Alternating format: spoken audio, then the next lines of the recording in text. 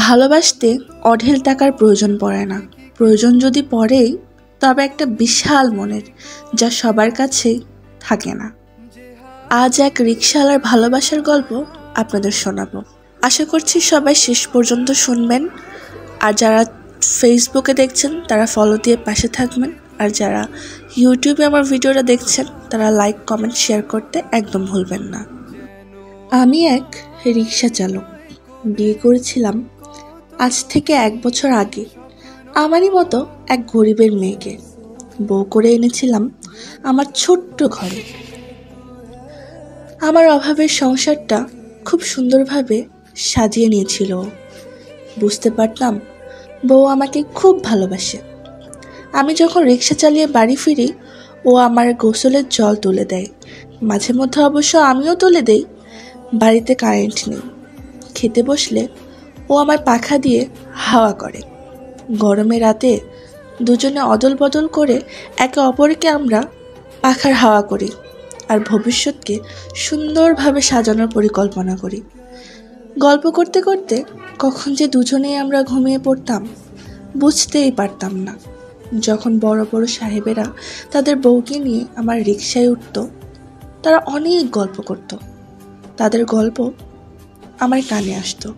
শুনতাম তারা যেদিন বিয়ে করেছে সেই দিনটাই নাকি তারা প্রত্যেক বছর অনুষ্ঠান, পার্টি কী সব করে, এসব আমার ঠিকমতো জানা নেই।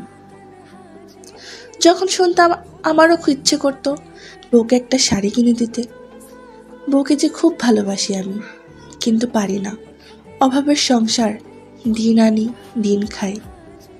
তাই একটা মাটির ঘট কিনেছিলাম।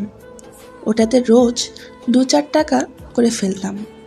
দেখতে দেখতে অভাবের সংসারে আজ 1টা বছর হয়ে গেল।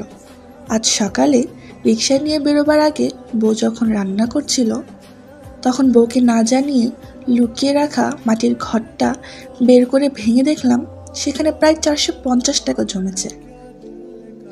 বাড়ি থেকে বের হবার আগে বউকে বলেছিলাম আজ ফিরতে একটু দেরি হবে। বউ মাথা নাড়িয়ে বলে ভালো করে যাবে। বেরিয়ে গেলাম রিকশা নিয়ে। সারাদিন রিকশা চালিয়ে সন্ধ্যা 7টায় বাজারে গিয়েছিলাম বউয়ের জন্য একটা শাড়ি কিনতে, আজ রাতে বউকে দেব বলে। ঘুরে ঘুরে অনেক শাড়িই দেখলাম, পছন্দও হয়, কিন্তু দামের জন্য দোকানদারকে বলতে পারি না। অবশেষে এক দোকানদারকে সাহস করে বলেই ফেললাম, ভাই এই শাড়িটার দাম কত? দোকানদার বলল 1500 টাকা। আমার কাছে তো আছেই মাত্র 450 টাকা। তাই ফিরে আসলাম। তারপর মার্কেটের থেকে বের হয়ে বাইরে বসে থাকা দোকানদারের থেকে 450 টাকায় একটা শাড়ি কিনে নিয়ে বাড়িতে চলে এলাম। মাঝে মধ্যে ভাবি এই ছোটোখাটো দোকানদারগুলো যদি না থাকতো তাহলে কতই না কষ্ট হতো আমাদের মতো গরিবদের। ফুরফুরে মেজাজে বাড়ি ঢুকলাম। এই আনন্দে যে এই প্রথম বউকে আজ কিছু একটা দিতে পারবো ভাবতেই বুকটা খুশিতে ভরে উঠল। রাতে খেয়ে ঘুমিয়ে পড়ার ভান করে শুয়ে আছি 12টা বাজার অপেক্ষায়। আর কল্পনার জগতে ভাবছিলাম বউকে শাড়িটা দেবার পর বউ কি বলবে, কতটা খুশি হবে। রাত 12টা বেজে গেল। বউকে ডেকে তুললাম আর বউয়ের হাতে শাড়িটা তুলে দিয়ে বললাম, আজ আমাদের প্রথম বিবাহ বার্ষিকী। আজকের তারিখে তুমি আমার এই কুঁড়ে ঘরেতে এসেছিলে। আমার পক্ষ থেকে তোমার জন্য এই ছোট্ট উপহার। বউ শাড়িটা বুকে জড়িয়ে ধরে আর তার চোখ দিয়ে জল গড়িয়ে পড়তে থাকে। তারপর সে উঠে গিয়ে ট্রাঙ্ক খুলে শাড়িটা রেখে দেয়। তারপর কি যেন একটা বের করে আনে। আমি উঁকি মেরে দেখার চেষ্টা করেও দেখতে পাই না।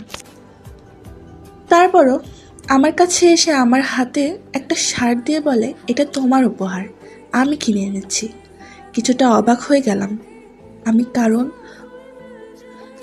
ও টাকা কোথায় পেল? জিজ্ঞাসা করলাম, টাকা পেল কোথায়? বউ বলল, অনেকদিন ধরে প্রত্যেক দিন খাবারের চাল থেকে 1 মুঠো করে চাল সরিয়ে আমি আলাদা করে রাখতাম। জমিয়ে জমিয়ে পাশের বাড়ির কাকিমার কাছে বিক্রি করে সেই টাকা দিয়েই তোমার জন্য এই শার্টটা কিনে এনেছি। ভেবেছিলাম আজ রাত্রে দেব, কিন্তু তুমি তো এসেই ঘুমিয়ে পড়লে, তাই ঠিক করেছিলাম কাল সকালে দেব। এই মুহূর্তে আমি আনন্দে কিছুই বলতে পারছিলাম না, খালি শার্টটা উল্টে পাল্টিয়ে দেখছিলাম। তারপর বউকে বললাম, শুনেছি বড় সাহেবেরা নাকি বিয়ের দিনের ওই তারিখে কেক কাটে। বউ বলল, আমাদের কি অত টাকা আছে? তারপর সে হাসতে হাসতে বলল, তবে ঘরে মুড়ি আছে। আমি বললাম, আছে? তবে যাও, সরিষার তেল দিয়ে মুড়ি মেখে নিয়ে আসো, সাথে একটা কাঁচা লঙ্কা আর পেঁয়াজ নিয়ে এসো। বউ বলল, দাঁড়াও আনছি। টিনের ফাঁক আর জানালা দিয়ে ছাদের আলো ঘরে আসছে, আর আমরা দুজনে জানালার পাশে বসে সেই রাত্রে মুড়ি খাচ্ছি আর আমাদের প্রথম বিবাহ বার্ষিকী পালন করছি।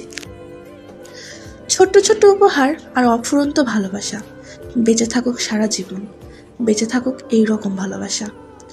আমাদের সকলের জীবনে সুখী হতে বেশি কিছু দরকার হয় না, একটু বুক ভরা ভালোবাসা, সম্মান, বিশ্বাস, যত্ন আর সুন্দর একটা মন হলেই সুখী হওয়া যায়। আজকের গল্পটা কেমন লাগলো অবশ্যই জানাবেন।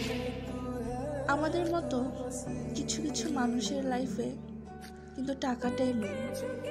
মানুষ আমরা মনে করি যে টাকা থাকলেই হয়তো বা আমরা সুখী, কিন্তু না, টাকা থাকলেই সুখ কেনা যায় না, আর সুখ কেনা গেলেও শান্তিটা কেনা।